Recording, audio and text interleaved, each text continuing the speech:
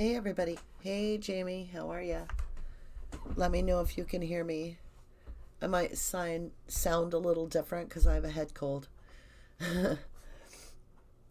But welcome and happy Valentine's Day to everybody. I thought we would look into the Bembenek case and the Avery wrongful conviction coincidences. And I'm going to be taking you right back. Hi, Sienna. I think that's how you say it. I know I said it last time and you gave me thumbs up, so I hope I say it right this time. Um, so, I've had a lot going on lately. Mom's home. She's doing fantastic. Things are going good there. Um, Hi, Justin. Good to see you. Very cool. And on the family update, everybody in my house has his head cold. uh, yeah, we're fine. We're fine. It's just, everybody's going through it. Everybody. In Wisconsin, I don't know, a lot of you may not have a lot of cold weather where you are, but we're in like frigid weather. So we've been seeing some negative 20s and stuff like that at times. And I think that's kind of added to the mixture. So enough of that. I'm happy to see you all, and I want to get right into this. So I want to talk about the Laurie Bembenek case. And we've all seen the photos of the naked individuals on picnic tables in public. It's listed at the Laurie Bembenek blog spot. And I will be linking that as I did last time. I will be putting the link again. And I want to kind of give you guys something to think about when it comes to the coincidences. Because, like Mind Shaka has called it coincidental county. I believe it's something like that. I'm paraphrasing. And then I know Andrew Whitehead has also referred to it as coincidence corruption or something. Anyway, it is interesting how we look at the Laurie Bembenek case and just think about those photos for a minute. If the locals that are saying that these people are in these pictures are right, which I believe they are, okay, that's just my personal belief. Um, how far of a jump is it? Let's see what we have. So I wanted to read the dedication part because this is going to say a lot to you when you think of Stephen Avery and you think of Brendan Dassey. And what would you write as a legacy to leave if you had dedicated your whole, let's say, 20 years to trying to free these guys and they end up passing away? Because this is what happened to Laurie Bembenek. So this was written. It says, this blog is dedicated to Laurie Bembenek, who passed away on November 20th, 2010. In her name, evidence of the corruption that permeates the Wisconsin criminal justice system and caused her false conviction and imprisonment will be exposed. It is hoped that the injustices she suffered will never again be endured by anyone else in the state of Wisconsin. This blog is also dedicated to attorney Mary L. I can't say it right, forgive me. I believe it's Wolwer, who has worked tirelessly in Laurie's behalf for over 2 decades. Okay? Think of that. I mean, she was wrongfully convicted, and we're going to jump right into the heart of the matter for me that says so much that can connect the actual individuals that have perpetuated the same behavior in the Avery case. Okay, let's go up top side and see who all's with us before we start reading. Let me scroll up a little bit. I got Jamie, Sienna, Justin, Lisa. It's -12 where MFMC is. Oh, I know. Stay warm. Seriously. It's like your eyelids, you guys. For those of you that don't live in cold weather, you go out in this really cold weather and you're out there for even a few minutes, your eyelids actually start clicking when you blink. It's terrible. All right. Sienna says Laurie tried even after her release to prove her innocence, to prove to her father before he died. And Bean says, "Run, Bambi, run."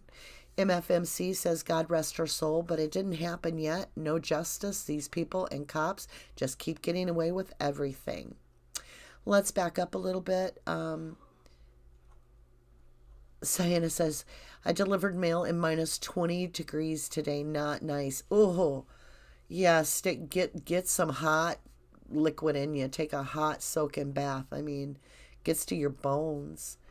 All right, you guys. So if you can hear me all good, which I'm guessing you can, let's jump over. What we're going to do is on this site, this person has done such amazing work in capturing everything about the Bembenek case that can bring you up to speed. So it's kind of weird because I was already working on that same type of system, done a little different, of course, on the no crime, no time community.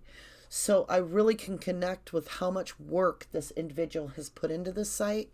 And I really feel that we need to look at the coincidences between the Avery case and the Bembenek. Not only do we see people that resemble, I will just say to me, in my opinion, resemble those that are still in the case, but okay, here we go. So let's click on to, well, you've all seen the pictures and so forth. They're asking for people to identify the individuals in these photographs. And they're quite vulgar. They're in the middle of the day. They are at times completely nude. Somebody's put little squares over them for us. Some people believe this right here is Mary Dvorak.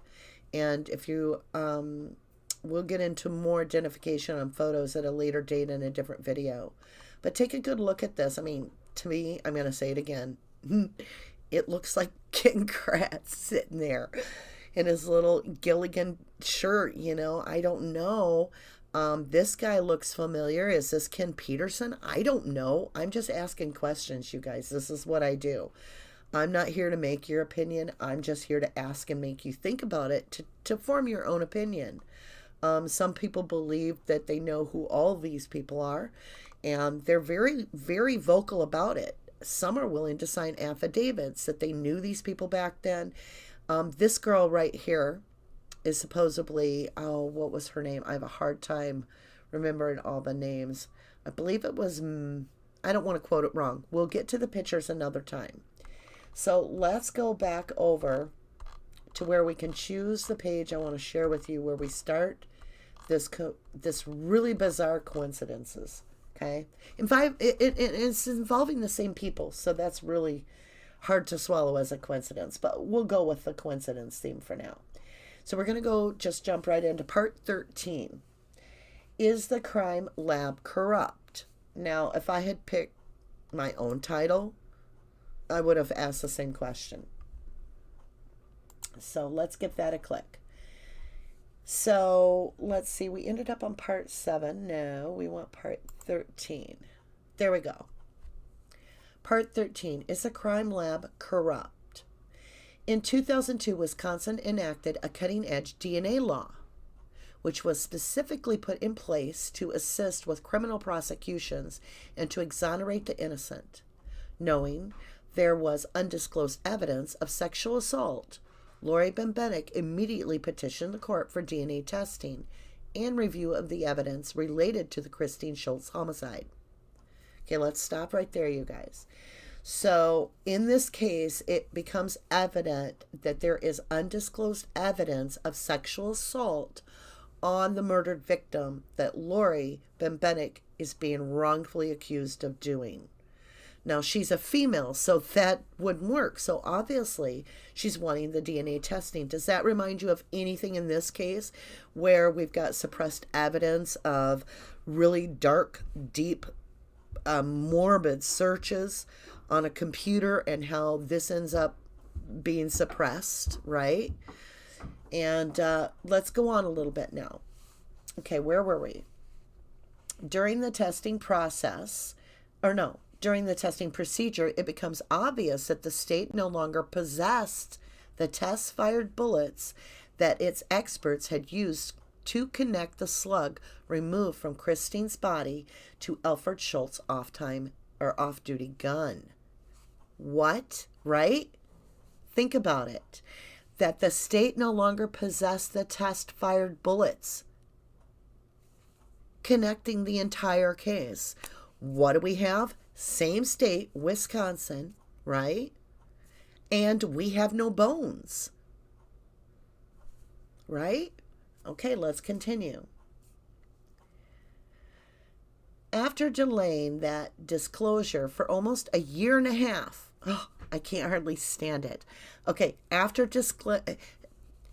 that's what Sherry Culhane did. Remember, a year she said on the information that Stephen Avery was innocent of the crime he had served all those years for. A year. Delaying the entire process. He gets out the day after she hits that enter button on her keyboard that allowed the computer results that she had no control over. None whatsoever. So you can't say, well, Sherry Culhane's the one that exonerated him if you're a guilter. Because no, she didn't. The computer did. Sherry was forced by court order to comply. So don't give us that. It doesn't fly, you know. So after delaying the disclosure for almost a year and a half, Assistant Milwaukee County District Attorney Mark Williams, right? Now, we're never going to get through this because I am so frustrated, but I just could not deal with this. I'm like, okay, Mark Williams is the one that just butt dialed Zellner right about Valentine's Day. It was close, wasn't it? I may be off. It might have been Easter. I don't know. But he butt dialed Zellner, Kathleen Zellner, in the Avery case. Same guy. And he's going on about how he's pretending that he's talking to his boss and, well, we should check that bag of bones to see what it is, blah, blah, blah, blah, blah. Yeah. Well, Mark Williams in the Bembenek case finally claimed that those test-fired bullets were destroyed on September 26, 1986, by a flood that had allegedly occurred at the Regional Crime Laboratory. In support of this false story of evidence destruction at the crime lab, Williams, again, Mark Williams, presented to the DNA court a crime lab document which stated, "Attention, this file has been water damaged from a flood in the storage area September 28, 1986. They show you the exact document. Let's click it. Right there. That's what the court seen. Investigative consultant Ira Robbins has now produced a portion of the July 28, 2005 deposition of Michael J. Camp, supervisor of the Milwaukee Regional Crime Laboratory, wherein he admitted that he placed that false document in the homicide file. Now hold on, I'm going to let Gretchen out. Go, Gretchen. Let's go back to that. Michael J. Camp. What have I been talking to you guys about? Michael J. Camp. Why? Because in the Stephen Avery case, when Buting sought to have the Madison Crime Lab investigated, so an audit, because of all kinds of things that he was very uncomfortable with, including where they were cited for employees that were DNA techs taking home fingerprints, DNA evidence, and so forth, which basically made the evidentiary status of that information null and void, but they just carried on like nothing. There was also falsified information on fingerprints in trial where absolutely the test had not even been taken, had not even been done. And they were saying, yep, it's a match. This is the same Michael J. Camp that's from the Milwaukee Crime Lab that's chosen, or volunteers, whichever way you want to see it, to now oversee the internal investigation of his sister state crime lab. Right? So we can trust him because he's not screwing up with false documents in a homicide case in the Bembenek case, right? Well, sure he is. He admitted that he placed the false document in the homicide file, saying that whole file was ruined in a flood. Let's go ahead and make these a little bit larger here. So it goes on to talk about the examination of Michael J. Camp taken at the instance of the plaintiff, I have a cold, so forgive me, under and pursuant to the federal rules of civil procedure, pursuant to the subpoena before Cheryl L. Stosky, a registered professional reporter and notary public in and for the state of Wisconsin. So this is legal. It's taken at the Milwaukee Bar Association. This is true court document, right? Let's see what they've highlighted. Question. I'm going to have you look at the documents that are sitting there in front of you that have been identified as a true and correct copy of the original crime lab file, and I'm going to draw your attention to Exhibit 30. Now, on the top of that document, there's a sheet that's stamped 1 in the corner. It's a loose leaf sheet. And it states, attention, this file has been damaged from a flood in the storage area September 28, 1986. Do you see that? Answer, yes. Question. Now, that's not part of the Bembenek Schultz file, is it? Answer, it is now because I put one in there last week. As far as I'm concerned, it's part of the file now. Question. You put this document into the file in response to my subpoena? Answer. No, in response to a conversation with Mr. Saar. Question. Prior to that conversation, this document was not part of this file, correct? Answer. That's correct. Question. Where does this document come from? Now, they've got a lot on here, so I'm going to let you guys go read a lot of it. I'm just going to go with the highlighted areas. And it says, and in conversation with Mr. Sahar, decided we might as well stick one in the file because it gives the exact date. We all knew it was 1986. We just didn't know the exact date. So we jumped down to the other highlighted area. Question. The Bembenek case file. Was that case file down in the basement at the time of the flood? Answer. At the time of flood, it was, yes. Question. But as we sit here today, we don't see any water damage on your original file, do we? Answer. There's, to my knowledge, the Bembenek case file was not one of those that was damaged. Question. When did you know that the Bembenek case was not a file that had been damaged? Answer. I suppose I've known it all along because there's no obvious damage. Wow. Yeah.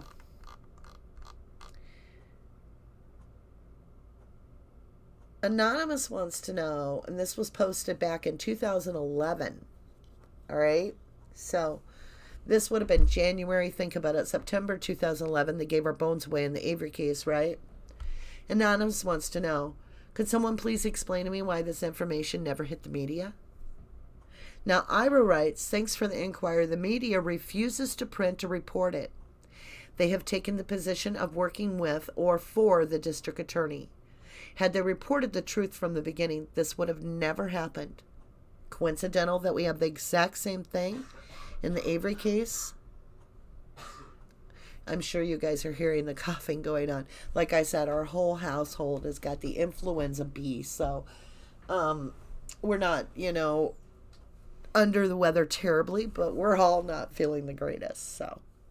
Let's go up top side. There's going to be more to see in that, but let's catch some of these comments because it's just shocking to me that there are this many coincidences in the Avery and Bembenek case, even the dedication alone. So, let's see here. Jamie Van Hoot says, I installed commercial building windows and doors today. Lord have mercy. I hope you had your Carhartt on. I mean, it's just terribly cold. MFMC says, God rest her soul, but it didn't happen yet. No justice. Yeah, we read that one. Yeah, no justice yet. You're right. MFMC says, if you breathe through your nose, you can feel your boogers freeze. It sucks. You got it right. Hi, Brenda. Good to see you. We're going to show that, Jamie. I don't know why YouTube has a sensory issue with us saying something. We're adults here, and if you say something pisses you off, well, it does. And what Jamie says is, pisses me off that DOJ always say it's justified when it comes to the LE. I say bullshit. Yeah, me too. 1965 Bean says, was Chuck and Stephen at this party? Do we know? I have no idea. Some people do think that they see someone that looks like Chuck. These are low resolution photos. I would need to see more evidence, and I would need to know what Chuck looked like back in the day. I don't. So I can't honestly answer that. But, we need to really dig into these. We need to look at these pictures to see if it's possible that it isn't even a Steve and Chucky thing. Teresa was a photographer, you guys. She had a trunk of photos and negatives beside her bed that the cops wanted to get their hands on. Obviously, they went through it. They got negatives and photos of Bradley Shack and his wife. What was that doing in her home? In a trunk, when she had a business that supposedly was on the up and up? You would have your negatives on file there. You would have everything there. It would be professional to keep it at your office. Teresa accompanied Bradley Shack to court regarding those same photos that are supposedly, allegedly, of Bradley and his wife Casey. Now, I know Casey was pregnant somewhere in that time. I don't know if she was pregnant during the photos or whatever. But I do know that she wanted something about those photos. She went to court over it. So I've often said, Casey filed a restraining order on Bradley, and it was just a few days later that she filed a divorce request. So what are these photos that Teresa's taking that's got all this controversy and divorce and restraining orders? Why are they by her bed? Is there some photo thing? I mean, think of all the photos in this case. Think of the Bembenek. There's the photos of the naked people on the picnic tables and all this. And, supposedly the cops are all in on this, right? Allegedly so. I say this to protect myself legally. Do I personally feel that the cops are involved in those photos? Yes, I do. Yes, I certainly do. But to get back to the photos, think of Auto Trader. It's all about taking pictures, right? Tom Pierce, all about taking pictures. Teresa Halbach, all about taking pictures. We're getting the emails that we're seeing between Teresa and other people talking about more risque nude pictures, talking about doing shots and so forth. And we're getting a bigger picture that this isn't the person that Kratz painted that was, this nun that was going to go to a monastery. This was a human being that was putting herself, no matter what you want to say, guilt or truth there, she was putting herself at risk. And it's not a fault. I'm just saying it paints a completely different light that we may have more to a story, that the pictures could come into play with Teresa. What if it's two birds with one stone? What if they need done with Stephen and this lawsuit? And what if, and this is a huge what if, absolutely pure question. I mean, prove to me I'm wrong, okay? Is it possible that there was something that Teresa photographed unknowingly, knowingly, what have you?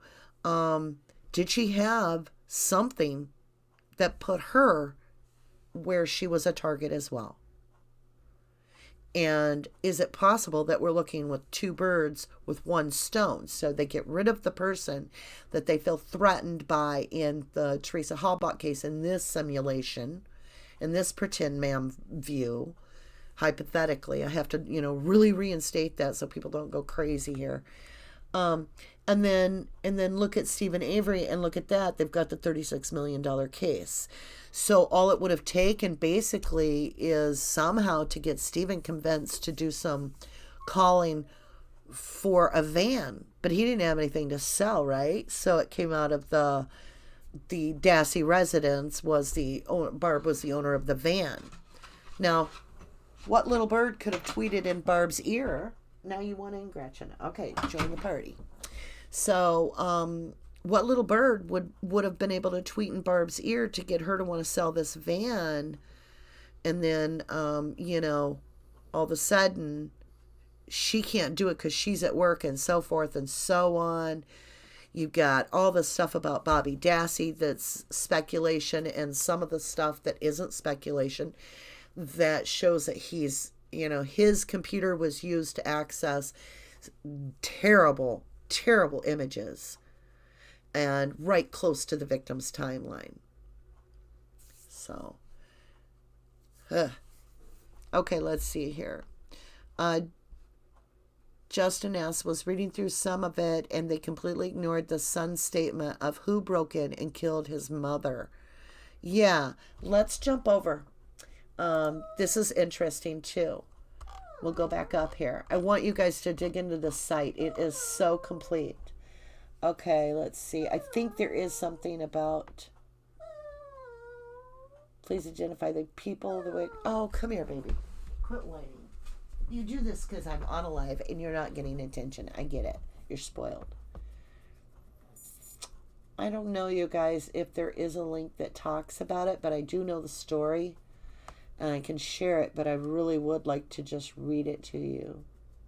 Let's see what enough is enough is. I'm just jumping ahead here. Well, let's just jump into that next. We'll come back to the live stream and talk about these two children.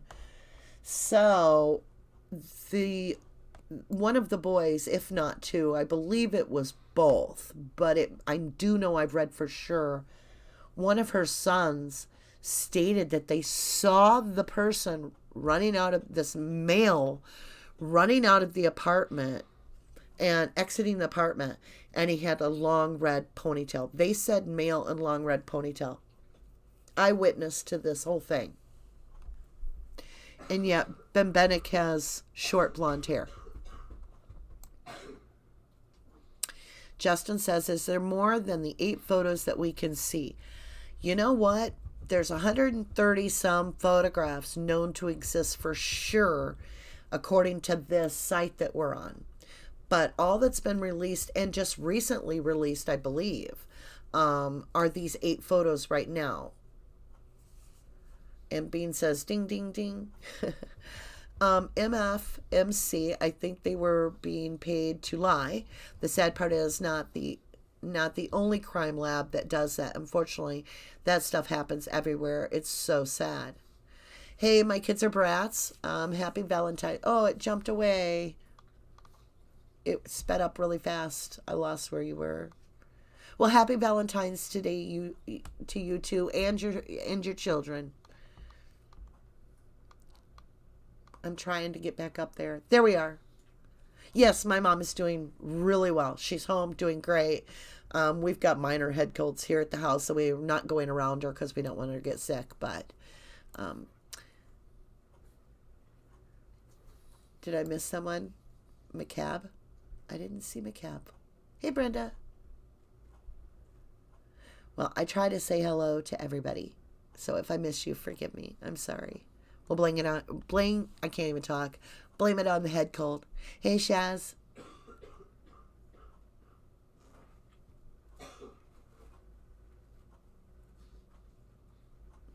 Hey, D. Peterson, happy Valentine's Day to you too. Shaz says, and we know TH was taking porn shots. Imagine if that info was brought up during trial, puts a whole new spin on it. I mean, exactly.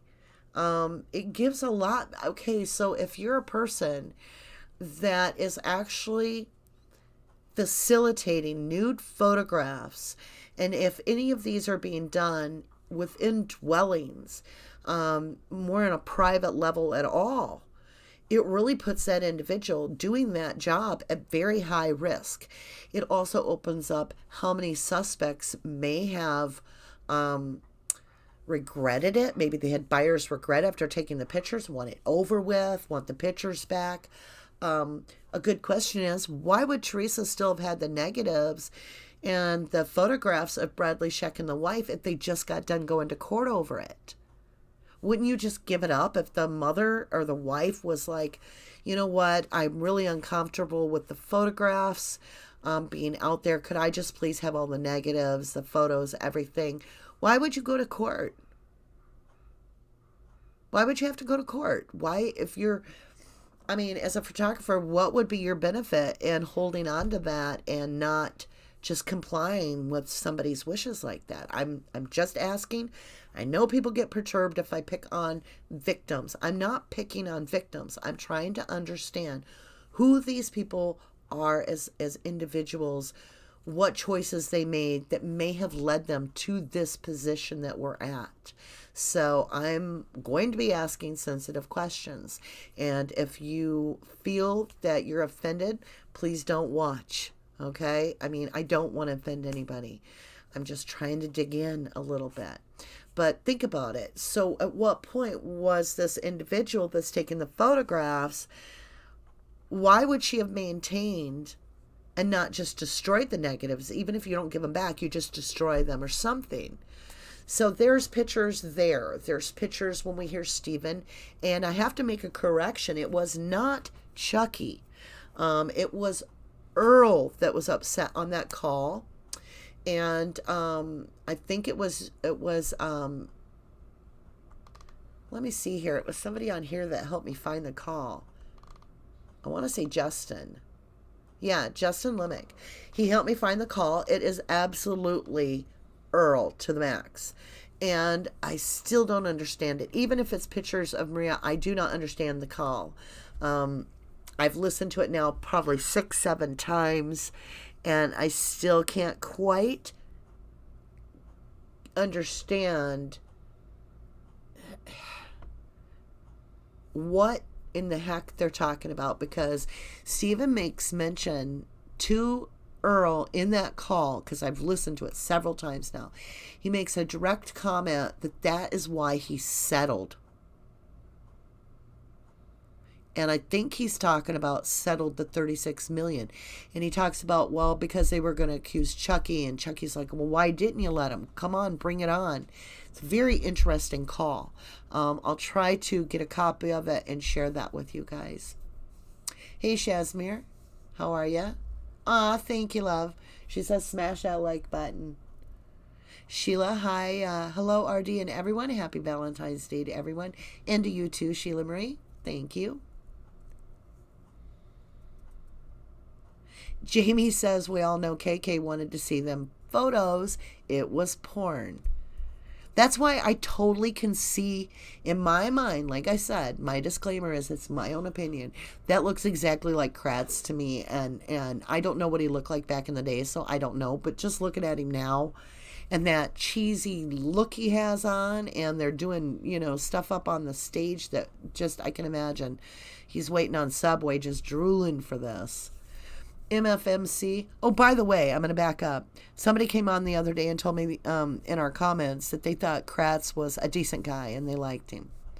So I told him, I respect your opinion. Hey, if that's your opinion, welcome to it. I personally do not find him trustworthy. And so I have a very hard time understanding. I mean, he himself has come out in one of his tweets saying that he could relate to this other person because he found that being deceitful worked for him in many times. So, yeah, he's explaining that. But the same person said that if Avery had had Kratz for a lawyer, Avery would have been free. I don't know. I don't think Kratz is a good lawyer. I think he's a good liar. That's my opinion, and I can think it all I want. So, let's see. MFMC says, and come voting time for all people running, they would be asked if they supported the Evidence Trace Act. That track 24/7 video of evidence used in all murder cases. We as a people can make it. Jamie says KK is a pig. And let's see here, a couple more, and then we're going to get back over. I've got some fun stuff to share with you. I'm so excited. Shaz says, hi, Jamie, been listening, but had alcohol ink all over my hands and couldn't touch anything. Now I have blue nails. Well, happy Valentine's Day.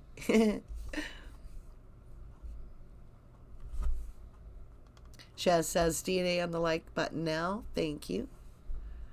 I'm going to jump ahead a little bit so we don't go too long here. MFMC says, I think this conspiracy goes so high up that Stephen will never get out. Never, ever. There are too many top people involved that we will never be aware of. I want to keep hope, but I'm starting to feel. It is disheartening. It's heartbreaking on Valentine's Day that we're sitting with another holiday and they're not with their loved ones. And oh, sorry, I didn't mean to hit the mic.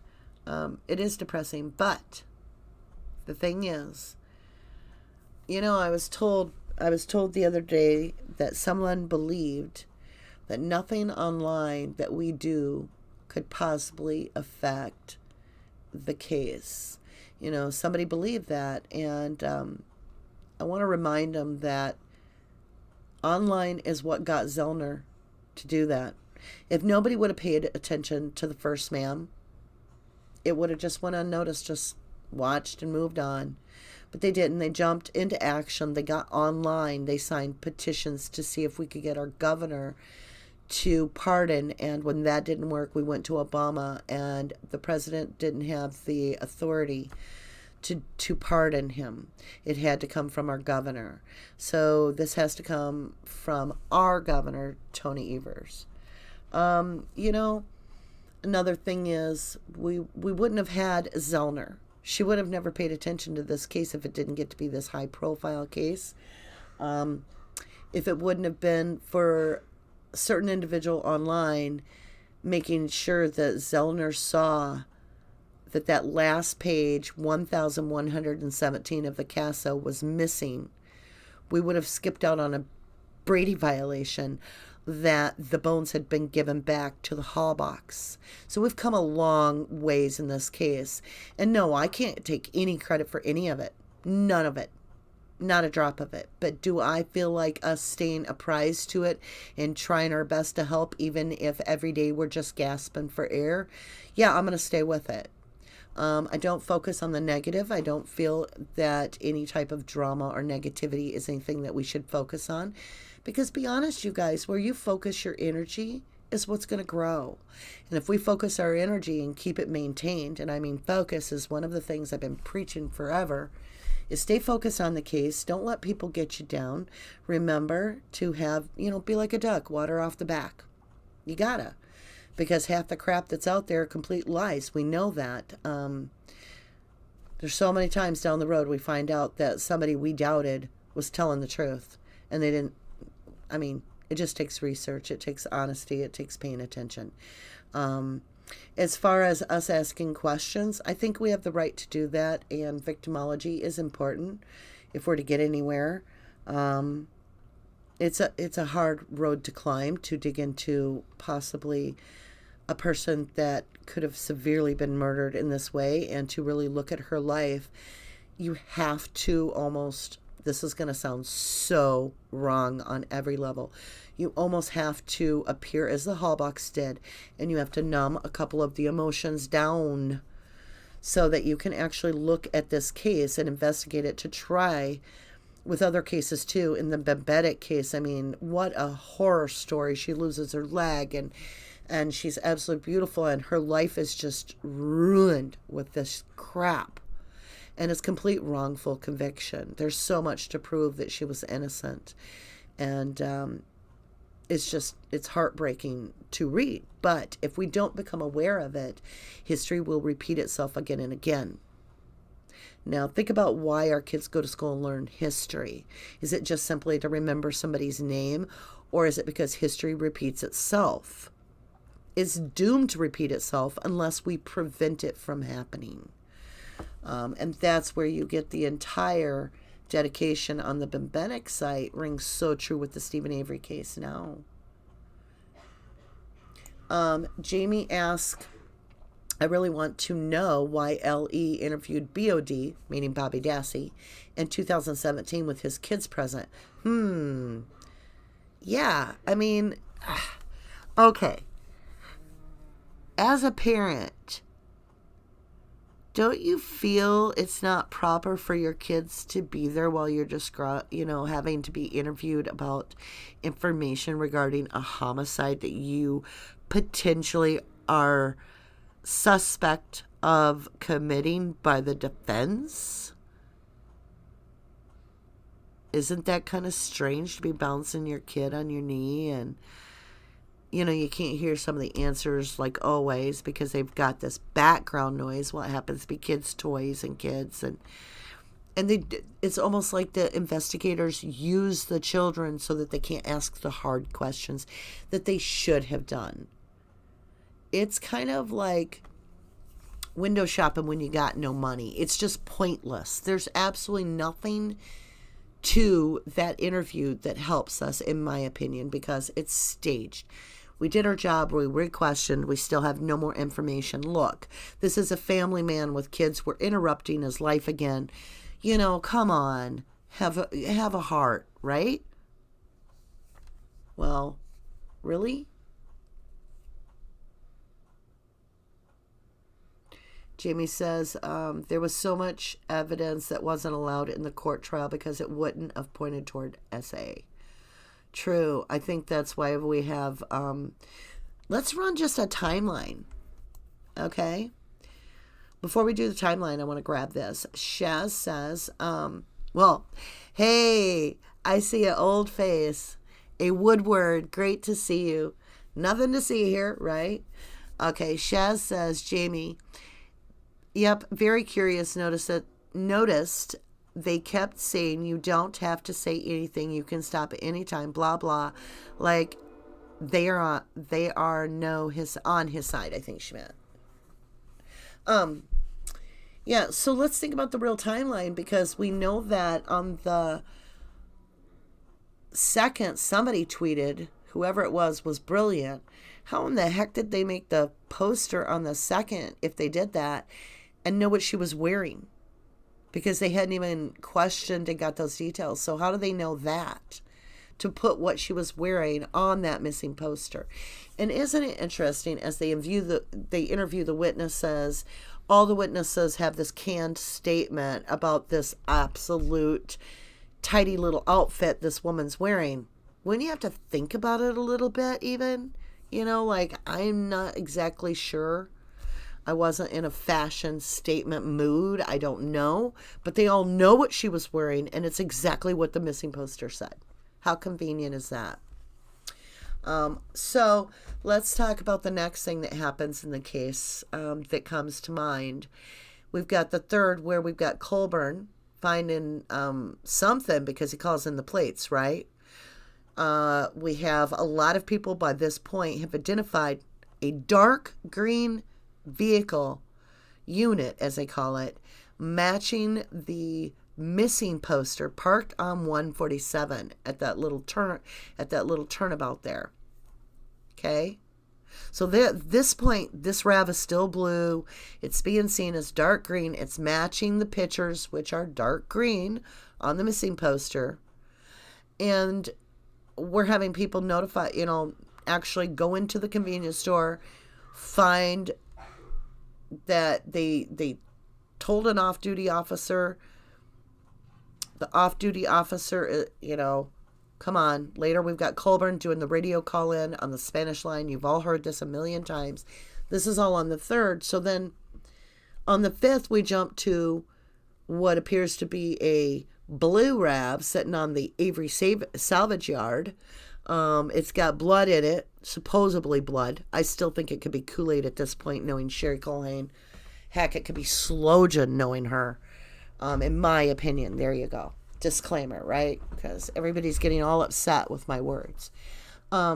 So we went from a green RAV, all of a sudden now it's blue. Pam Strum's even hung up. She keeps saying, but it's blue. It's more blue than green. And the VIN number, isn't that funny how I can't find it? Blah, blah, blah, blah, blah. Was it possible they just went and plucked the VIN number off of the one Colburn called in? And that way it registered back to Teresa, and they just threw the VIN number there on the dash, floating loose in the blue one? I mean, how hard's that? Right? So, next we've got everybody saying that these doors are locked on this vehicle. And yet we see tarps in the middle of the day when it's not raining, but when it's raining, there's no tarps on the vehicle. However, the reason they're tarping the vehicle, according to them, is because they're trying to protect the evidence from the moisture of the rain erasing evidence. Yet you can see water all over this car in these nighttime pictures, They don't seem bothered about that at all. You can see movement coming from underneath the tarps where they're exiting from underneath the tarps. And yet, everybody's trying to tell us that this vehicle's locked, right? Gets to the crime lab on the 6th. That was the 5th. Now we're up to the 6th. It's not locked anymore. Driver door open. So right there we know we have 3 options. It was never locked in the first place. They had the key, or they jimmied the door somehow, whether they drilled a hole, if that's your theory, and they looked at the coating and popped it that way, or they shimmied that dang window. I mean, if you look at the picture, one of the very good eyes, I think it was Justin as well. I think it was Justin that showed me the pictures where very strangely, and I don't even know if this could be done on the RAV, but it is very strange that as you see the seal in the window of the driver door, okay? So along the door frame where it's horizontal there's about a 1-inch gap perfectly squared off, missing of the weather stripping, the seal that the window slides up and down on. Well, we all know that if they use what are they called? Slim Jims.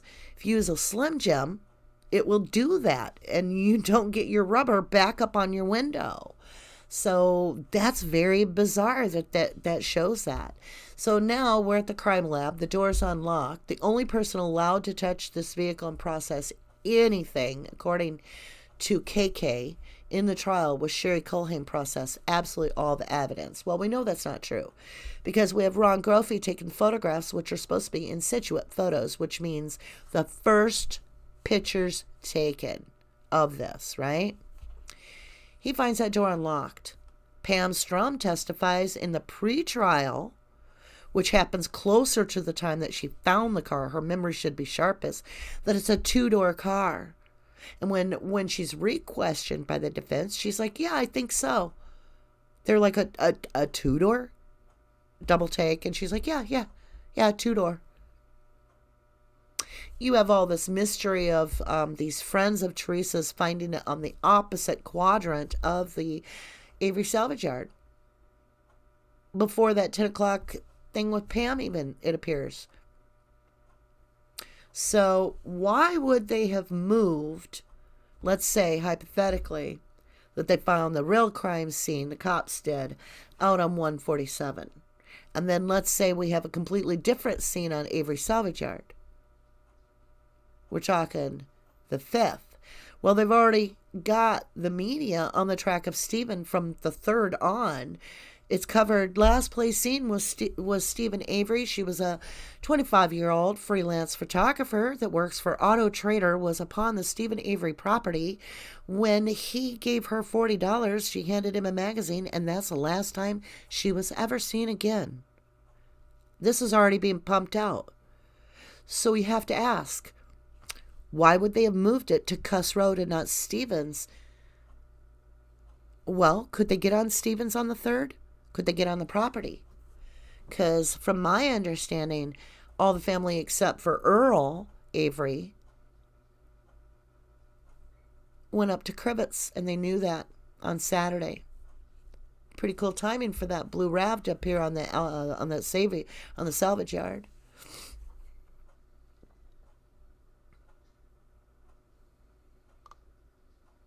So we'll go to top side here. MFMC says it is very apparent that anything and everything in this case is tainted and just framed up by the Manitowoc force and the judges all the way to half the jury, and it's known nationwide. You know, we could just end the video right there. Yes, I do. I do remember you, A. Woodward. I do. Welcome back. I miss talking to you too. So, should we jump back over and look at some more Bembenek stuff? Because I'm going to be doing a lot of this because, man, it's like the story got written on the Bembenek case and they used that again. And they just put Stephen Avery in that place. I mean, it's really ridiculous.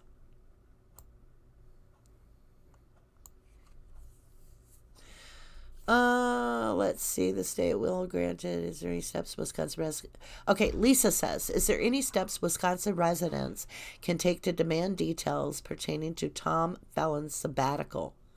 I have no idea. I really don't know that answer. If somebody knows that answer, Lisa, maybe if you're into Twitter or Facebook, throw it out there. There might be somebody that actually knows a better way to answer that, because I have no clue.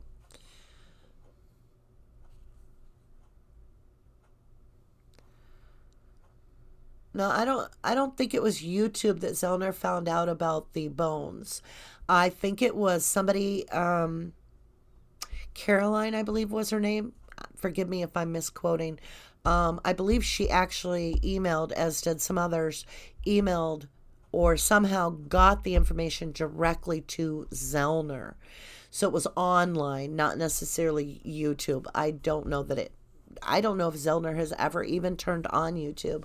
I would like to think so. I hope that she does watch.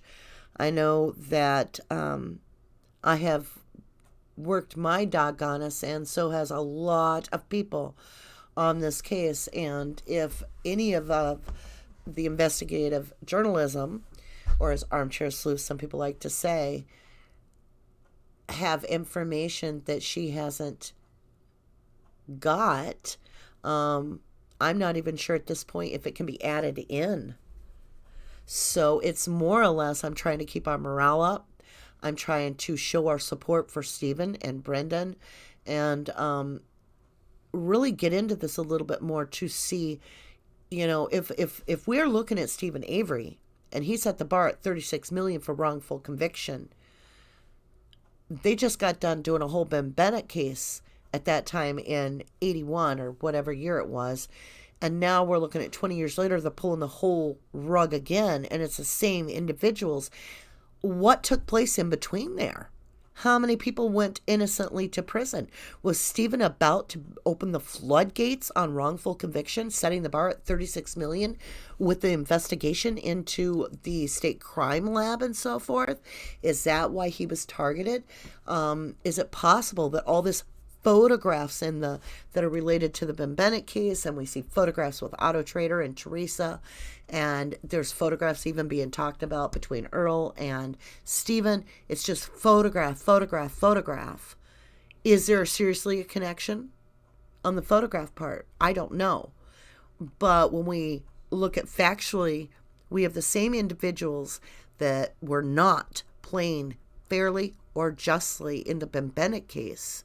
And it's revealed after trial that the files they said were destroyed by flood were actually undamaged, and that could have weighed beautifully in her case. And so how does the papers in the Bembenek case hold up? Courtney Skinner made this point to me. I thought this was a brilliant question. How do the papers in the Bembenek case hold up in a flood when a bullet doesn't? Right? I mean, a bullet's metal, or metallic, I should say, or lead or whatever.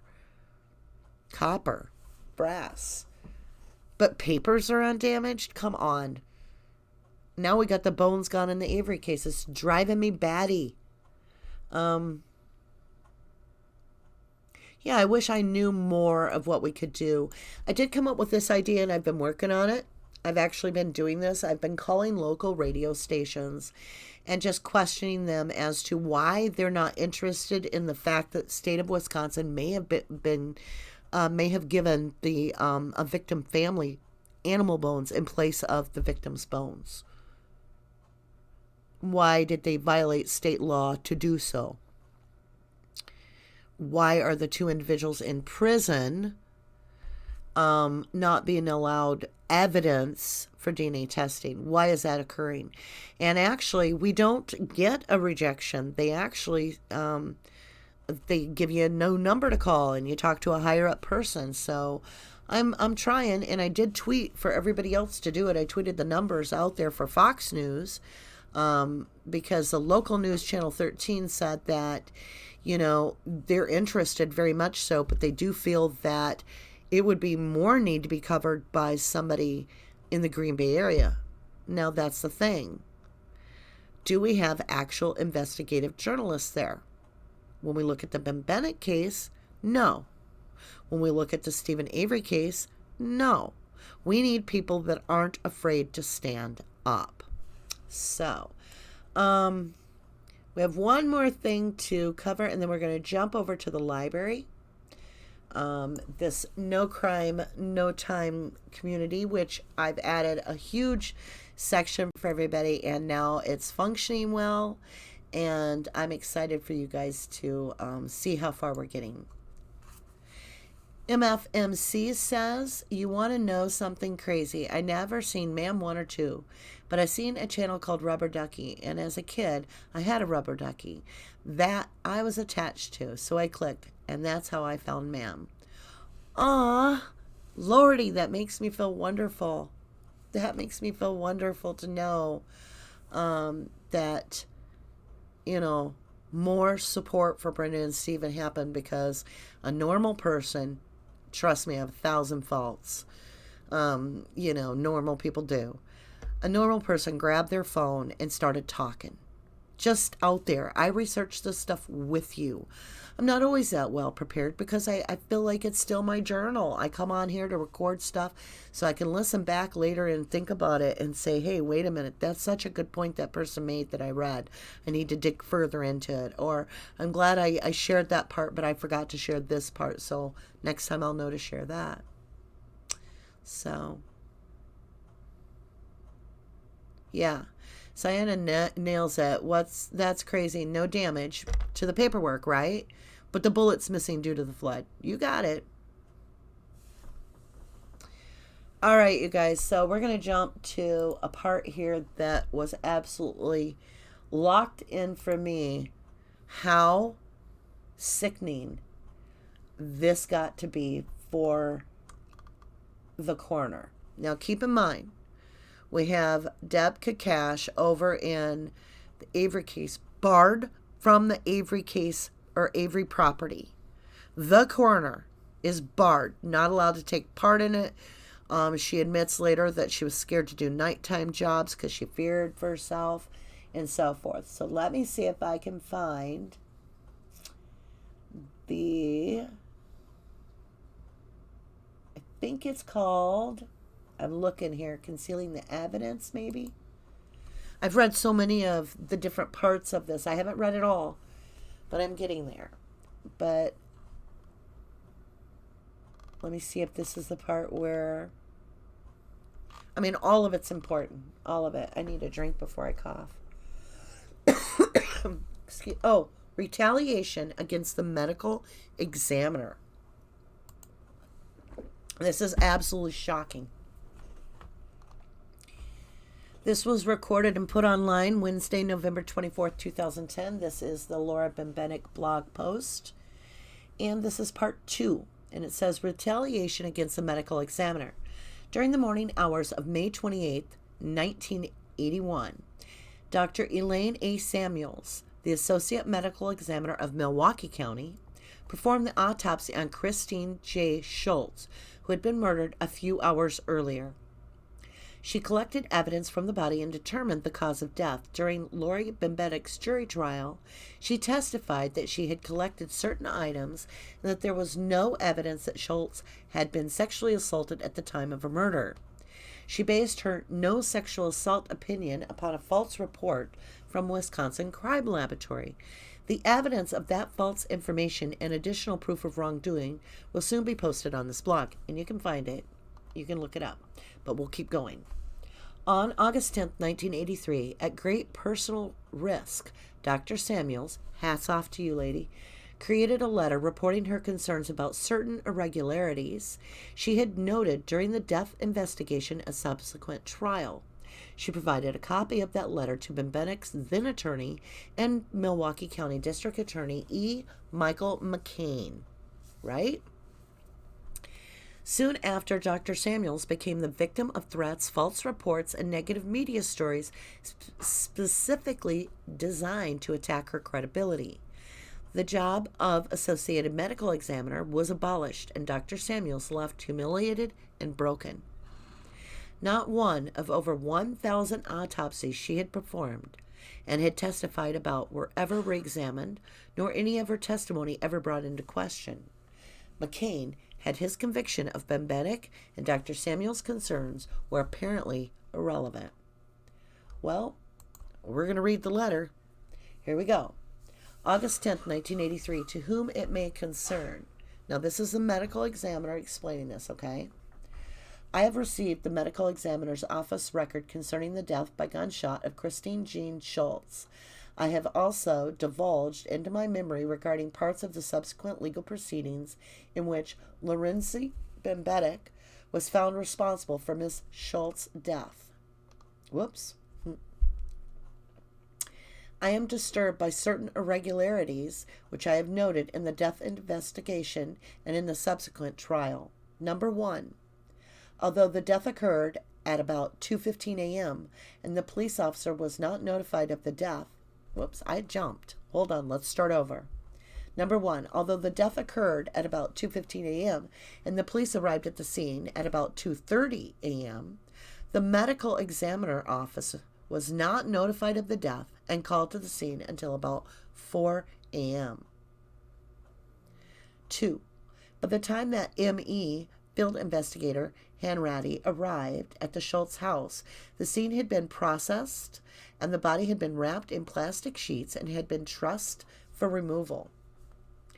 This is the first and only case so treated, to my knowledge, during the 7.5 years that I have been affiliated with the Milwaukee County Medical Examiner's Office.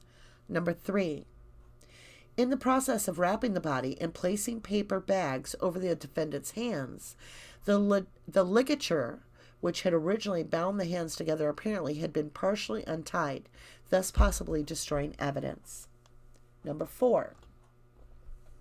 When the field investigator arrived at the scene, the police officers told him to take the wrapped body and to leave. He was ineffectively prevented from engaging in any sort of independent investigation of the scene in 2 ways. A. The general antagonism of the police officers present toward his efforts to obtain information. And B. The scene had been subsequently altered by moving the body, stripping the sheets off the bed, and other activities of the police prior to his arrival. This behavior on the part of the police is highly irregular, especially as a loss suffices that the body and the scene of the death, including everything surrounding the body, are within the primary jurisdiction of the medical examiner, not of the police. 5. Later that morning, I telephoned the Milwaukee Police Department Bureau of Detectives in an attempt to obtain information from one of the police lieutenants in charge of the scene investigation. I was told, quote, "It's none of your business," and I was unable to obtain any information whatsoever. 6.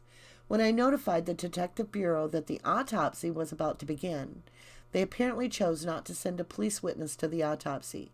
This is unheard of, as it is a police department that always insists on having one of their own detectives present, whether the medical examiner wants him or not. 7. It was with apparent reluctance that the Detective Bureau sent an identification technician from the Bureau of Investigation to take photographs of the body prior to the autopsy. It is always the police department that requires such photographs, not the medical examiner's office, but in this case, they apparently did not believe that photographs would be required. Stop right there. Photographs didn't need to be in this case either, huh? And we're talking coroner and medical examiner being stopped from doing their job. Okay, let's continue.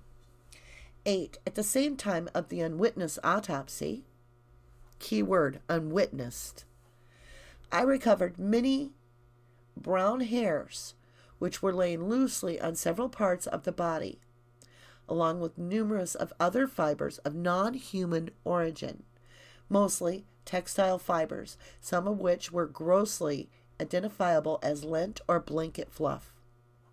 I recovered no blonde or red hairs of any length or texture, nor did I recover any hairs grossly compatible with fibers from a red or blonde wig. All of the hairs which I recovered from the body were brown and were grossly identical to the hair of the victim. Number 9. During the course of the preliminary hearing, I testified that I had recovered no blonde or red hair from the body, and that only hairs which I had recovered had been identical to the deceased hair. During the jury trial, I again testified that none of the hairs which I recovered from the body had been either red or blonde. However, at the jury trial, I was given a very strong impression that the district attorney was attributing the collection of incriminating blonde hairs to me. I was shown an envelope and asked to identify it as the one into which I had placed fibers that I had found on the body at the time of the autopsy. It was more or less stated that some incriminating evidence had been taken out of that envelope when it was opened at the Regional Crime Laboratory in New Berlin. 10. The police may have found blonde or red hairs on the body prior to wrapping it, or such hairs may have been collected from Christine Schultz's home. But no such hairs accompanied the body into the Milwaukee County morgue. Excuse me. And no such hairs were recovered by me prior to or during the autopsy. I do not like to suggest that evidence was altered in any way, but I can find no logical explanation for what amounts to be, quote, mysterious appearance of blonde hair in an envelope which contained no such hair at the time that it was sealed by me. These departures from standard procedure, coupled with the hostile attitude of the police during the investigation and some serious questions about the handling of evidence in this case, lead me to the conclusion that something may be amiss in the conduct of the investigation into Christine Schultz's death, and that further inquire into the matter is necessary. Sincerely, E.A. Samuels, M.D., Associated Medical Examiner, Milwaukee County, Wisconsin. So we'll come up topside, you guys. All right, so Bramble Teaser says, hey, Rubberducky, just getting ready for work over in the UK. First video on my feed was you. Awesome. That's so cool. Let's see. Let's scroll up a little bit. See if we can catch up. There's so much out there, you guys. I mean, I could just... So Jamie Van Hoot says, I lived down the road from TH back then. It was bluish greenish. I'm not blind. Justin Limmick says, listen to the dispatch from the 3 AC is sitting out. Okay, from the 3rd. Andrew Colburn is sitting outside the residence and is asking if her know who the plates come back to. Asking her if he knows. Okay, and he replies, negative. True.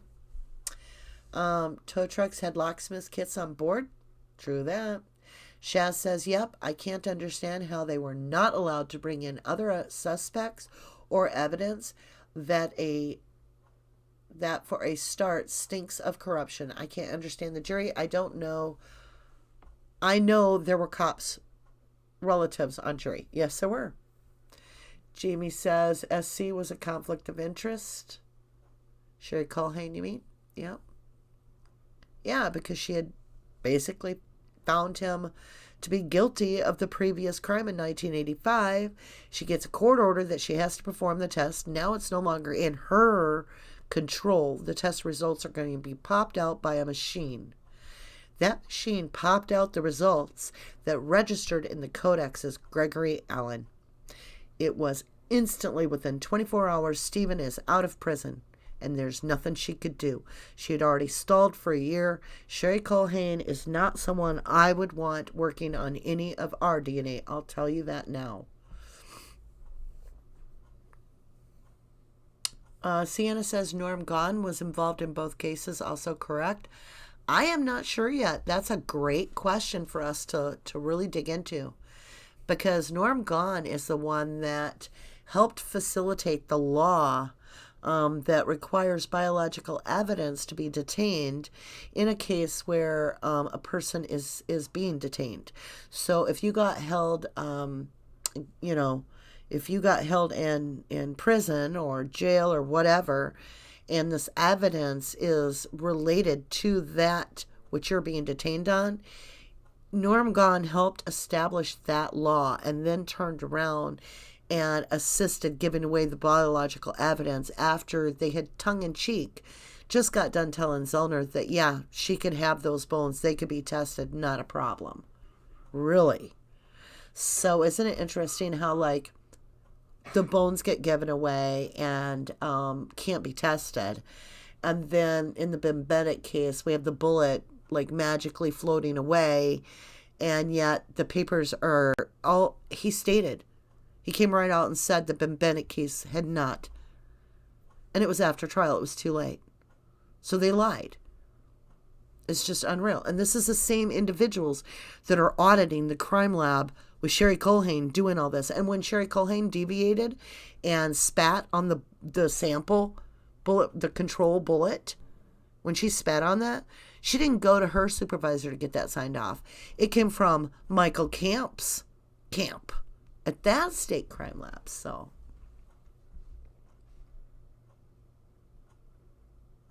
yeah, Shaz says, I think it's a different car. Color from mother was green, then suddenly it was blue.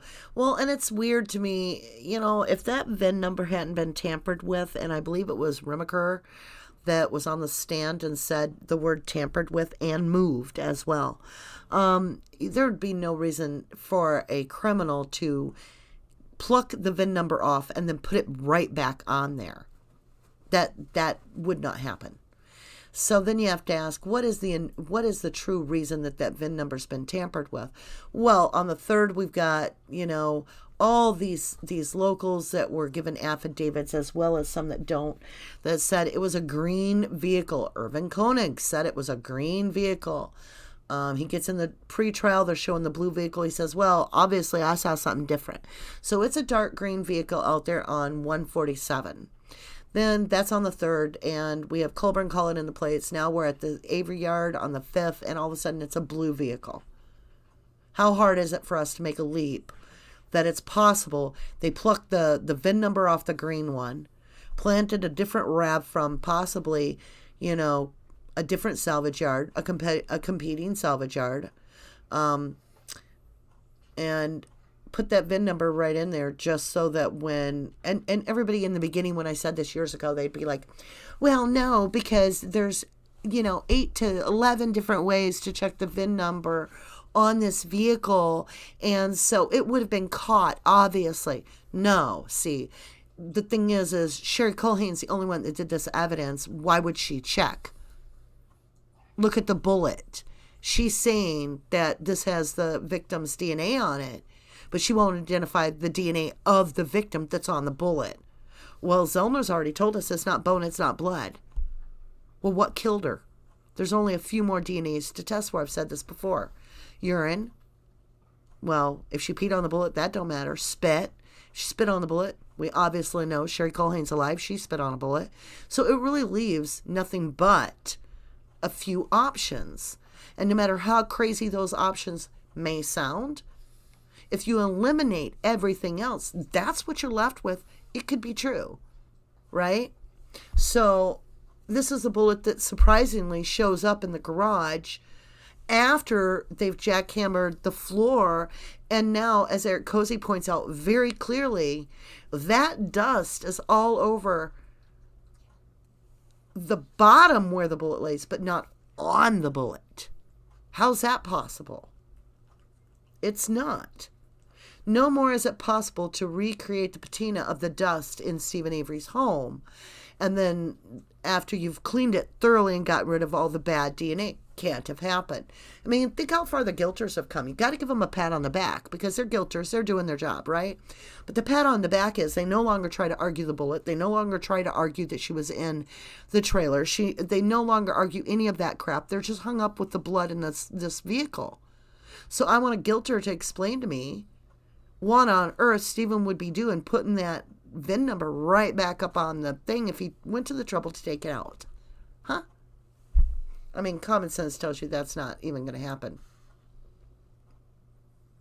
Yeah, you couldn't use the same car, according to Sienna, because, yeah, you would leave a story that, as we all know, would have pointed to Stephen, wasn't going to be allowed. So now we've got to have a different vehicle. Well, if that's true, if that's a completely different vehicle, if our theory is true, there'd be one surefire way to know. Because if that's a fake vehicle, there would be none of the victim's fingerprints, right? None of her spit, none of her boogers, none of her skin cells in that vehicle. No fingerprints, right? There's one little handprint, and that's on the inside door of the driver. There's no handprints on the steering wheel or the dashboard, da-da-da-da-da. Stephen cleaned all that, but he left his own blood there? No. No. What do you want to bet that little side panel that they got the one fingerprint from Teresa Halbach came off the other RAV? That's why we've got bolts taken out. They're trying to transfer evidence, in my opinion. Just saying. It seems simple to me. I don't know why we still have people that can't understand that that's highly possible. Sure, it's color changing paint, whatever. Explain to me why the victim is non-existent in the vehicle. Explain to me that. She travels in her vehicle.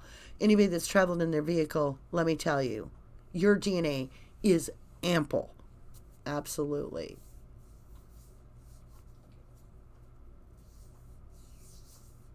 Yeah, Jamie says VIN can't be changed unless windshield is removed, but there's multiple VINs on the RAVs. Yeah, okay, so who's to say that this windshield wasn't removed? Because Irvin Koenig is the one that said when he saw the vehicle, he said this on live TV at the time, he saw a dark green vehicle and there was a hole in the front windshield and on the on the passenger side of the driver door, on the side,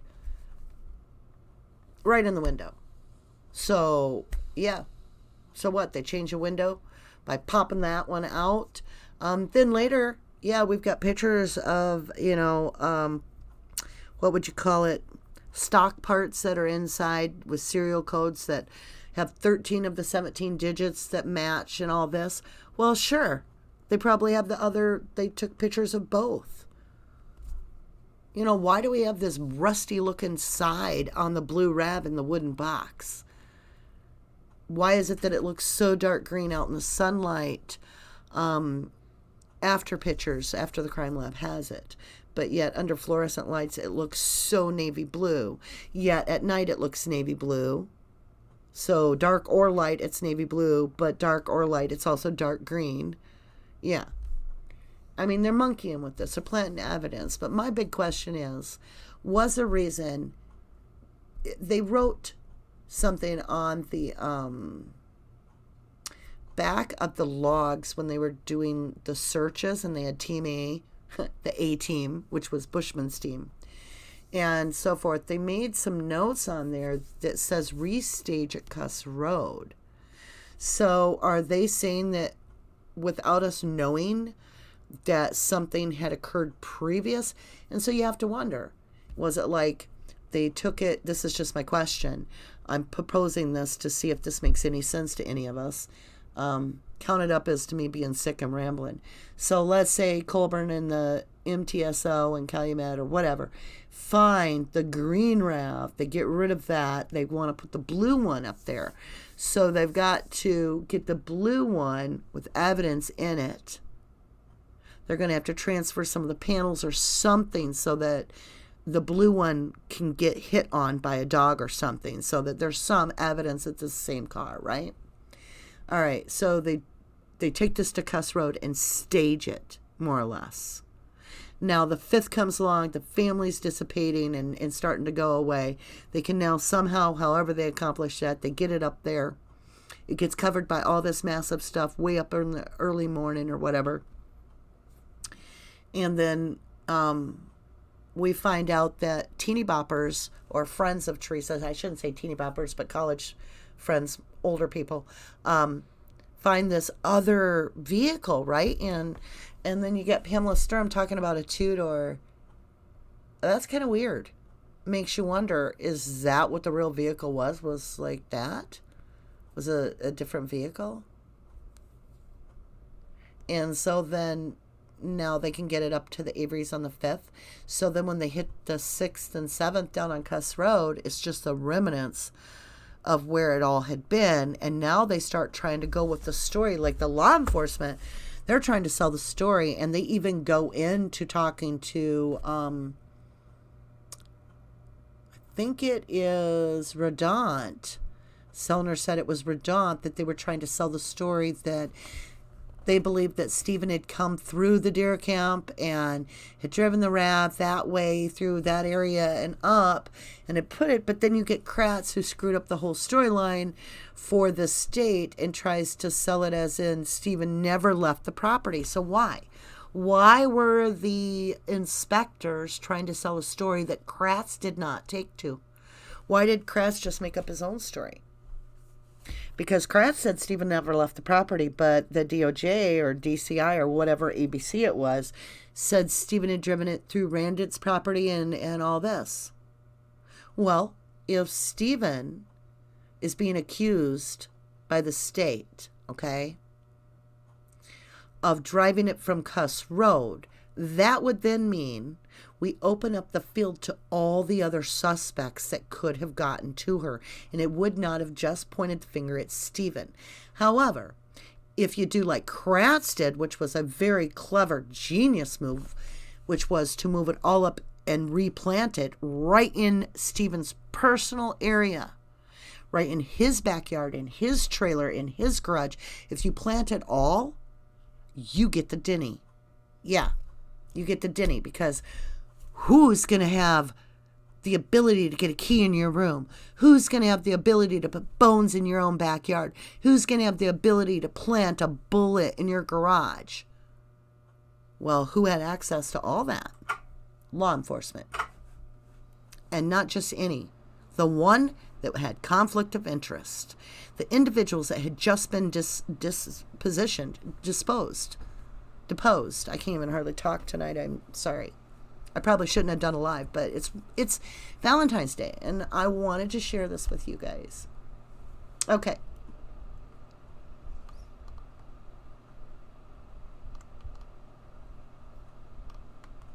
I'm just kind of reading, trying to get caught up. Yeah, and like Bramble Teaser says, nowhere near hot enough to burn a body.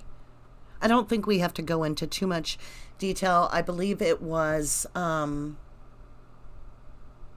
someone on YouTube burnt. They had lost an animal. I believe it was a goat, unfortunately. And so they had to dispose of it. So they used that as a test. And no, it just doesn't work that way. Even if you would have had to build a tunnel system for a Dutch oven type thing. And these bones are calcined. This is an extremely bizarre case where all the bones seem to be calcined at the same extent. So what that would mean scientifically would be that they all had the same amount of time exposed to the same amount of heat, to the same degree, to come up with the same calcined. Cremation is all I can come up with, because you get a controlled burn. And to be calcined, it's almost like they were trying to erase the DNA. Let's make sure and erase the DNA. Well, if you're a cop, wouldn't the DNA, I mean, even if you just left a bone, wouldn't that at least help them have proven that it was Teresa and frame Stephen easier? So why are you burning the body? Takes me right back to, I just don't buy your story that this is who you say it is. I'm wondering, we've got 3 second cousins of Teresa, all within a year. One, same month, 25 years old, a male, Halbach, dies. 2, you have another second cousin, Terry Halbach, dies. His bodies wash up just a few months before Teresa goes missing. You have Carmen Botwell, who, even though it's through marriage, she goes not heard again. Yeah, gone. Same day. Death is the same day Teresa's reported dead in the incident report. I kid you not. You can't make it up. We all say that. Kratz likes to mess around with perception. He even texted Sherry Culhane in that email about how, how fortunate it is that the public's perception, well, that's deceitful. But he prides himself in deceit. So let's do this. I'm going to just keep saying it. Maybe you guys will start hearing me. How hard would it be? All you got to do is have one tibia from one of them guys, send it to the FBI. Bam! Halbach biological evidence. What do you got? A female pelvic bone could have come from anywhere. Needs to be about 25 years old. Needs to be a small female with the same build. Doesn't even have to be blood related. You're never going to get to test the pelvic bone. But if that were true, if what I'm saying were true, then the pelvic bone would have to come up missing, right? Surprise. Can't be tested. Never got tested. Couldn't do it. So, Jamie says bones were found on top of ashes also. Only way that happens is when bones are planted. Nailed that. Hugh Frazier, welcome. Says Samuel sounds like a hero to me. Yeah, I have to say, the coroners, they're the most trustworthy people in this case. And for her to have put herself out there like that, and then suffered what she did, just hats off to you, Samuel. I wish we had more individuals that can give us hope and faith that we can straighten this crap out. Bramble says, can I ask a stupid question? Did any of the jurors get to see the RAV, as it was such a big piece of evidence? Did they get taken out to the scene where this crime took place? No. I questioned one time. Actually, somebody else questioned, and I watched the answer on tweet. I don't think I asked it. Somebody questioned Beauty if he had seen the RAV. Yeah, he did. He admitted that. We asked him about, that dent that looks like it's on the side in the wooden box. It looks all weird and rusty. Who knows what that really is? It could be a reflection of something, but it paused for question, what the heck is going on there, if he had seen a dent. And he couldn't remember. I felt frustrated, like it was Ryan telling me he couldn't remember if it was night or day, when he saw his ex-lover last. I mean, wouldn't you remember that? True, guilters can't have any common sense logic. Simple. Yeah, I don't see a lot of logic with the guilters. They don't try to make the dot to dot actually a picture. All they want to do is talk the loudest and watch the rest of us, I'm sure they really get into drama and stuff, but I don't plan on entertaining that. Shaz, all the number places bones were found, prosecutors were biased except on SA property. True. Oh, YouTube blocked another comment. Let's see. Oh, she said, Bramble, I guess if we say bullshit, we're going to get pulled off, so we can't swear. I've said it before.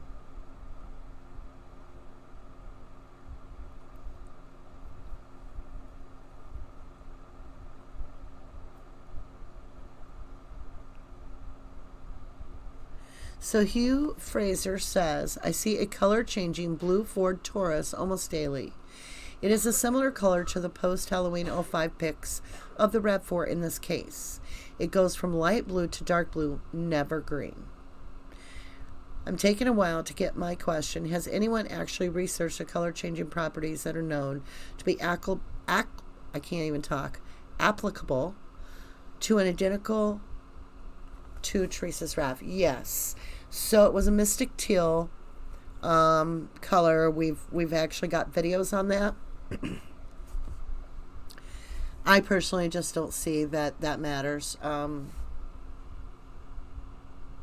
Honestly, that it's mystic. How do we go? It's not teal. It's blue as can get, right? I mean, why are they going to put dark green on the missing photos and send everybody looking for a dark green car that could be blue to them and miss out on the opportunity? But the posters do work under dark green. No one, not one of the witnesses claimed to have seen a blue vehicle on 147. All of them claimed that it was a dark green unit. Every last one of them. And there's quite a bit more than went up and did affidavits. There are some that Zellner is working with. There are others that are like, let them get their hands dirty. I don't want any, attention for knowing this. So Jamie talks about A23 and CX never ran through the FBI database neither. I know. All right, guys, so we're at 11 o'clock, and I want to bring you over.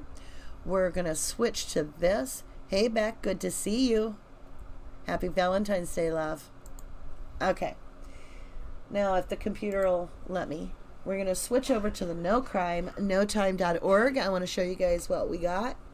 So this is now clickable. So you guys, I'm going to take you on a little mini tour. For those of you that have stayed with me, let's see how many we got. I don't even know. 44. Awesome. Thank you, guys. So I built this completely by myself.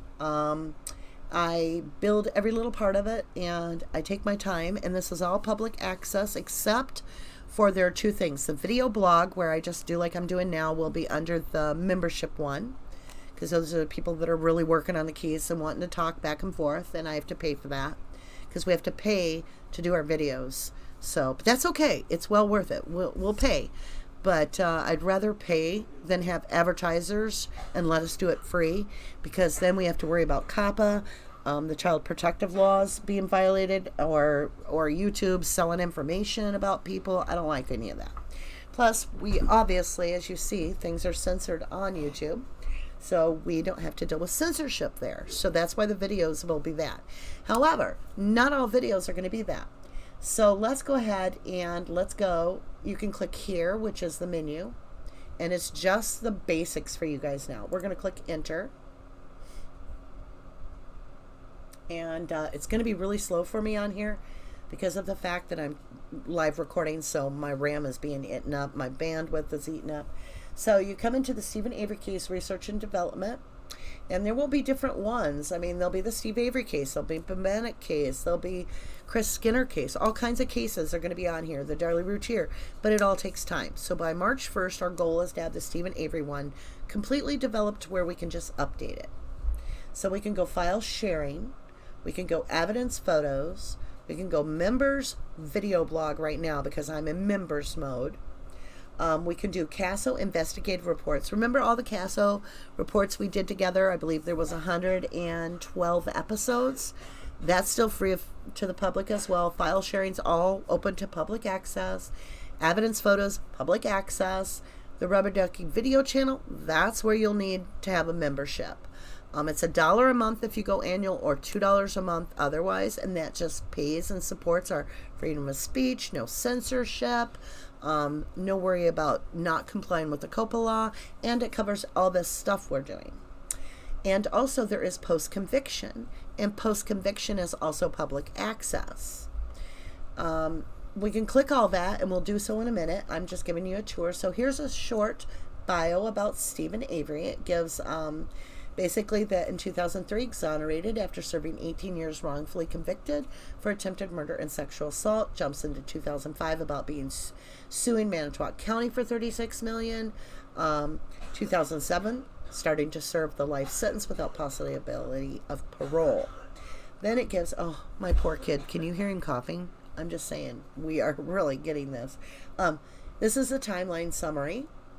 And yes, he has been to the doctor. Believe me, he is on all kinds of medications from him. So don't worry, we're on the, believe it or not, he actually sounds better than he did. So what's nice is you can make comments just like you do on YouTube, only in the comment area. If you leave a message, let's see if we type here. Yeah, it's too slow for me. There it goes. It's because I'm lagging so bad because I'm doing live recording. It says who posted it. Others can vote it up. You can choose to add an actual image where you can't do that on YouTube. You can love it, or you can be mad at it. You can think about it, whatever you want to do. You can give it thumbs up, all this, and you can comment. So it's pretty cool. You can do attachments on there. And then let's see, we'll go ahead and scroll back up to the top. So we are up to, I'm just going to check our members because a lot of people are signing up way early, which is fine because you can sign up for your public access now, and that won't change. You'll still get everything except for these kind of videos, like all documents, everything. All right, so as you can see, you get to be a member. People can follow you, like Twitter. You can actually message them. You can do all kinds of stuff. So that's pretty cool. And we're at 87 already. So it's growing fast for not really even being running yet. And you can access all of this now, everything I'm showing you. The rest of it we're going to leave behind the scenes till it's closer. So case file sharing is awesome. And we'll let that, come on, lag. There we go. Brendan Dassey, we have 116 court documents. Daniel Holtzclaw, I couldn't find any documents hardly at all. I put 3 in there, but what's wonderful is if you're a member, you can upload videos. You can upload, you know, the information and the court documents into this stuff. So as members, you can actually create a whole new file, and you can be like, well, I want to talk about the Bembenek case and I don't see a file, and you can start adding on to it, and you can see people can like it. They can star it to make it important. You'll know how many people viewed it and so forth. So file sharing is awesome, and it goes right to the files. So let's just click Brendan Dassey. And I'm not going to follow the links all the way through for you because they do work, and I know they do, but it will slow us up and it may cause an overload on the system. So you can see all the different motions. These are dated, so it's easy to find what you want to look at. And yeah, 116.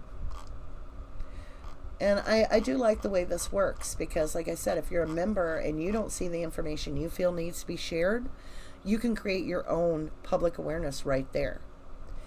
Let's go ahead and dig into, well, let me show you this. This is the public access as well as membership. So basically, the only thing you're getting with membership is a few more videos. That's it. And the knowledge that you're supporting this community and so forth. So if you click guest pass, okay, it's public awareness information access. So this is about public awareness. You don't have to pay for anything. It's more or less just to support our freedom of speech and be able to chit chat like we're doing with these lives and so forth. And that unfortunately costs me money to be able to do it. And so this is what we're doing. But right now I'm footing the bill. I'm good with that. Don't worry about it. If we don't get any members, this will still stay up. It's all been paid for already. No worries there. It's all about the public awareness. So if we go to the RD video blog, you get this neat little vintage TV. Bless his heart, he needs to take some more medicine in about an hour. He can't have any till then. We're still waiting for the lag to catch up. I wanted to bring up some stuff real quick, so we're gonna do this. Who's wants truth, right? Look at this. This is going to be, Who Wants Truth is going to be our forum moderator. And my first post, for a person, a few words, this is a huge task. First of all, I'd like to thank Rubberducky for giving me the privilege and honor to post here. Some may know me or recognize my screen name from another forum. I believe we all are here to stand against injustice. I'm proud to stand with anyone and everyone who is here for this purpose. Countless words, countless, than the silent balance between yin and yang. Now that's just crazy because I wear a yin and yang ring all the time. And then he goes on to say, or she, we don't know, true words aren't eloquent. Eloquent words aren't true. Wise men don't need to prove their point.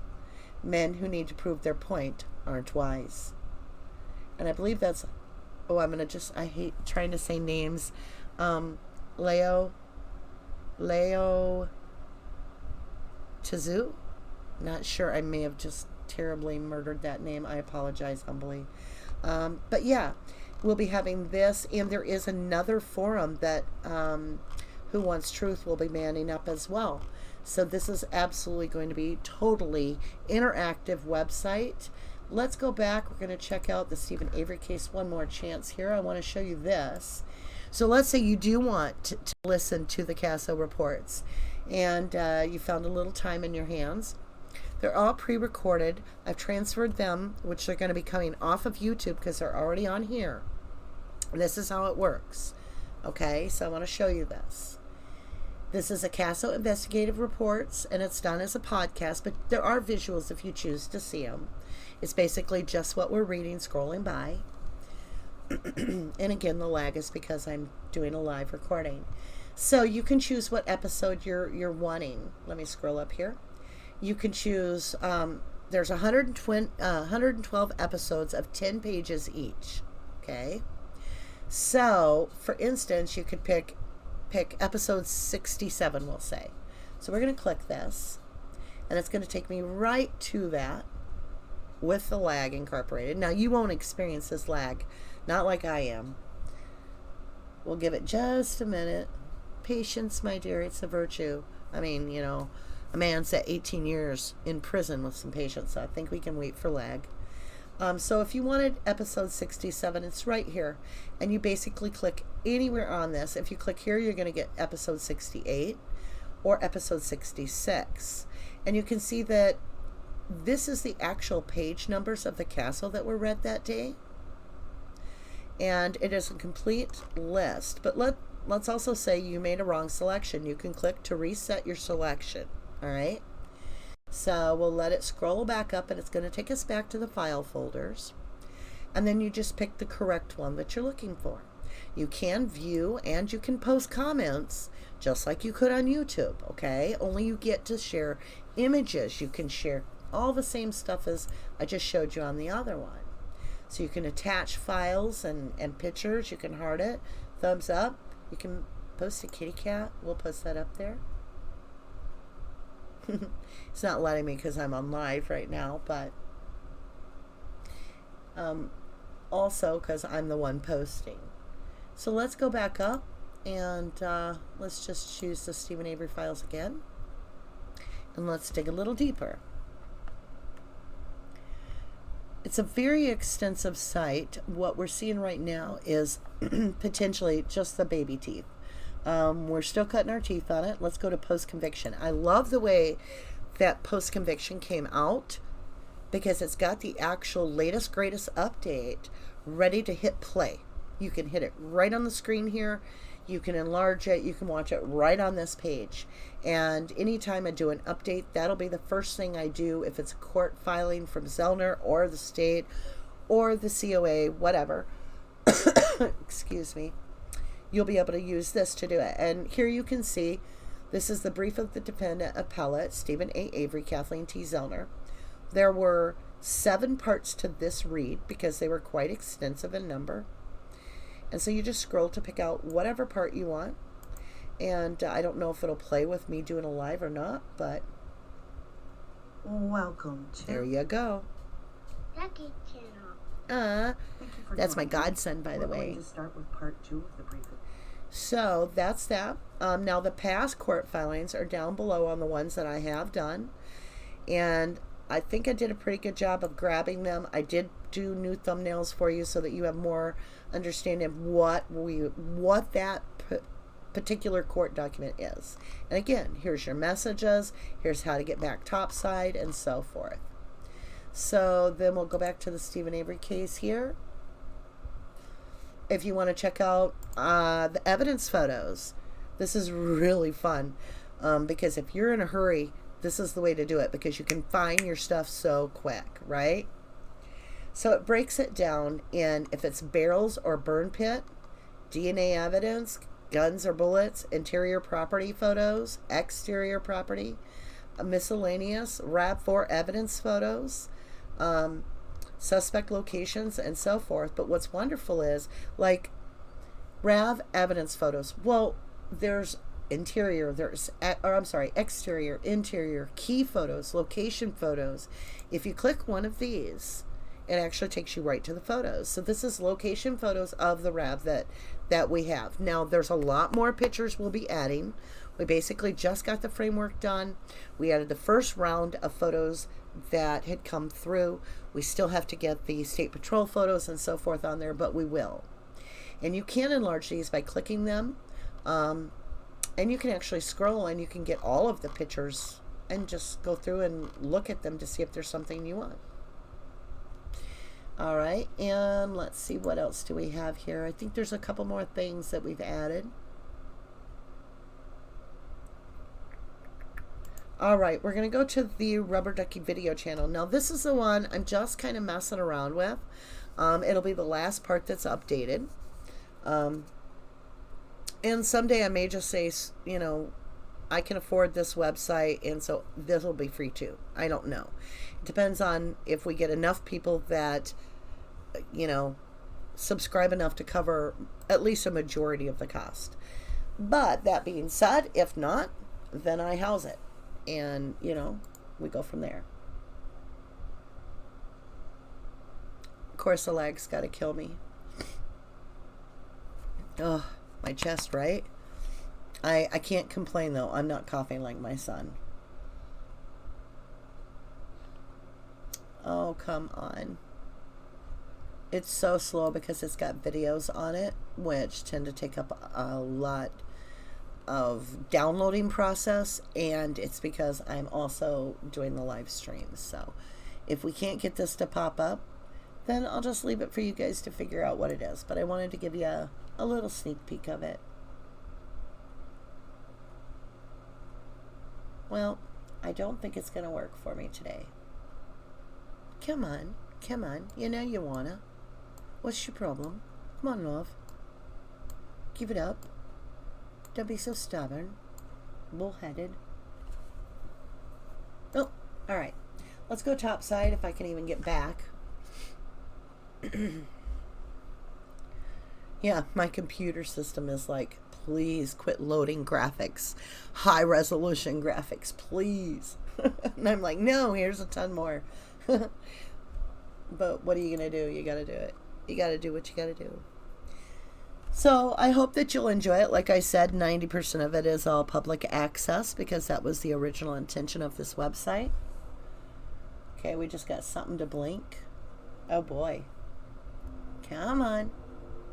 Now I can't even get topside.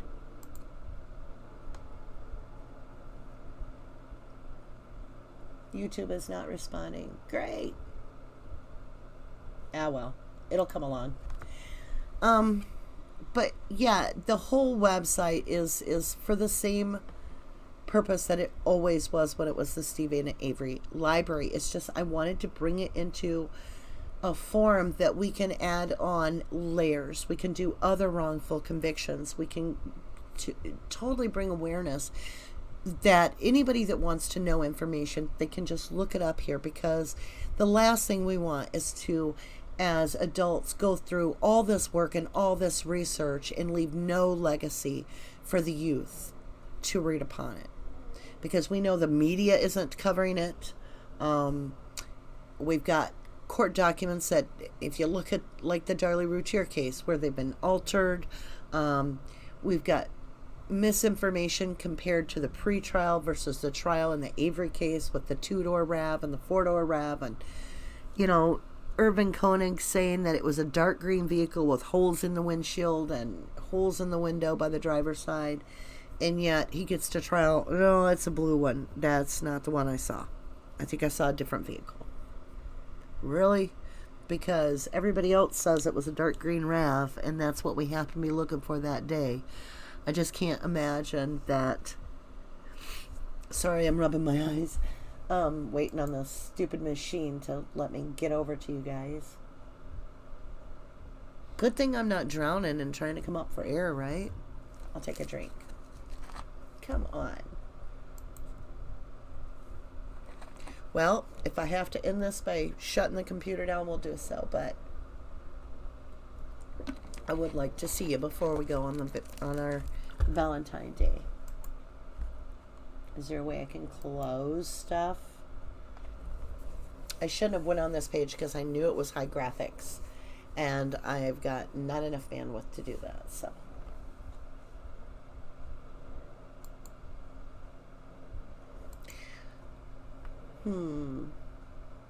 My dog is snoring in the background. The pug. She's content. She's not crying. I know that Google is not responding. I'm not even sure I'm still live anymore, to be honest. But that's been par for this course this week. It's just been a fly by the seat of my pants kind of week. I haven't really been able to be online much because I work a lot of hours during the week. I got to be to work tomorrow at 3, and I won't be home until sometime late afternoon Sunday. But, there are those nights where all the clients are in bed and I get a chance to sit down and talk to people. And I find it completely amazing that we've all gotten to the point we realize This is not a matter of did they plan stuff. It's a matter of what do we do now that we know that they're flaunting in our face that they're breaking the law? How do we get help from higher up? I mean, what do we do? Turn to Donald Trump, who's got a mess right now?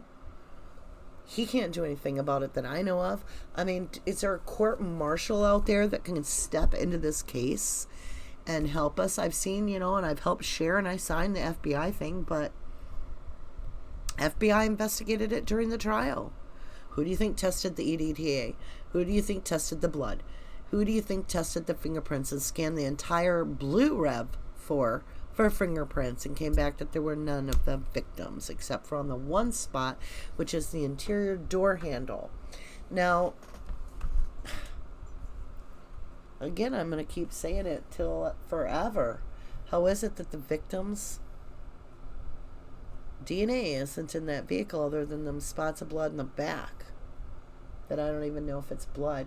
Probably red hair dye that they threw up there to make it look like blood so that they could, just say it, Stephen. Just get it done so we can get over 36 million. I can just hear Fassbender saying that in my head. Just, Culhane, try to put her in the garage, try to put her in the trailer. Yeah, try. Because you have control of the testing now, right? You have complete control, Sherry Culhane. So, well, I know I can try to... How can we disconnect you guys? Maybe we're just meant to stay together forever. Yeah. It's locked my computer completely up. I know, everybody's like, go buy a new computer. Well, then I can't afford to do all this other stuff. And I just got a new computer last year. It's just that it doesn't have the right amount of RAM. Those computers cost a fortune. So there's no way. We're not doing it. We can deal with it. Okay, now I'm just trying to close the live off that way. I think we're going to do hit the bail ship here. We're just going to bail out of the ship.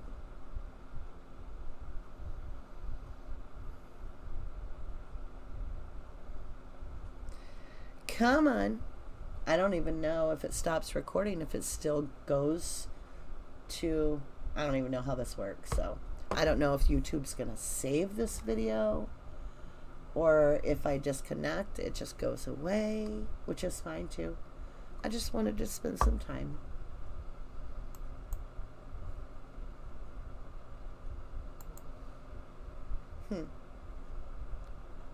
Well, there went that. Well, much love to everybody if I do get this figured out to shut us down. I'm sorry that I left you guys this way. Yeah, it's a mess.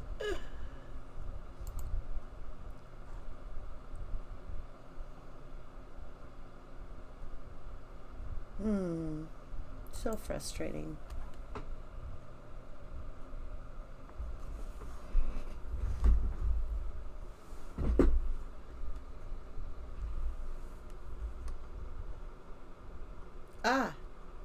Stop streaming. Yes. I think I managed to stop it. Have a good night, everybody.